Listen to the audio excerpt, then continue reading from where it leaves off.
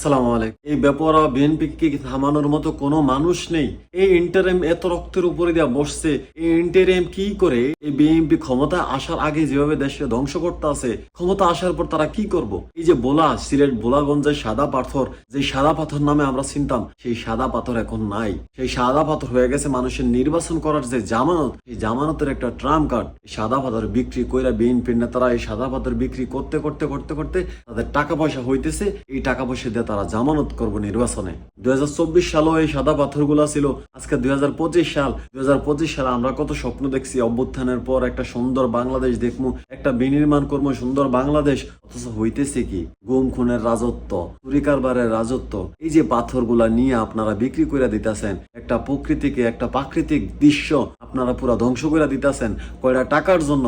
এই বিএনপি তো ক্ষমতা আসার পরে দেশের পুরা নাই করে ফেলাইব। মানে এমন দেশকে আমরা চাইছিলাম, এত এত মানুষ রক্ত দিছে, এত এত মানুষ প্রাণ দিছে এইসব দেখার জন্য, আপনাদের সুবিধা করে দেওয়ার জন্য। 17টা বছর আপনারা জুলুমের শিকার হয়েছেন, নির্যাতনের শিকার হয়েছেন, এইসব জুলুম করার জন্য, এইসব নির্যাতন করার জন্য।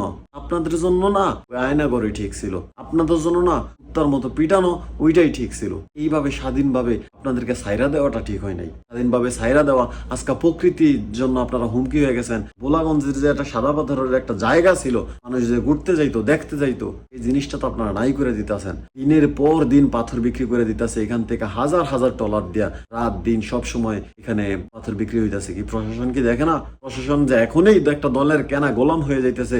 এই দল যখন ক্ষমতায় আসবো তখন প্রশাসন কি করব? তখন তো পুরো সিলেট বিক্রি করে দিব ভারতের কাছে। প্রশাসন দাঁড়ায় দাঁড়ায় দেখবো। প্রশাসনের এখনই একটা দলের উপরে তেল মারতে হইব, এখনই একটা দলের উপর আশীর্বাদ করতে হইব। কেন? নির্বাচনের আগে। আপনি শিউর কেমনি হইলেন যে বিএনপি ক্ষমতায় আসবো নির্বাচনের পরে? তাহলে আপনি তো আরো কয়দিন যাইলে নির্বাচনের সময় আপনি বিএনপির সহযোগিতা করবেন। এই নির্বাচন তো সুষ্ঠু নির্বাচন হইতে পারে না। যাই হোক, মানে এগুলো নিয়ে বলবো যে আর কত বলবো।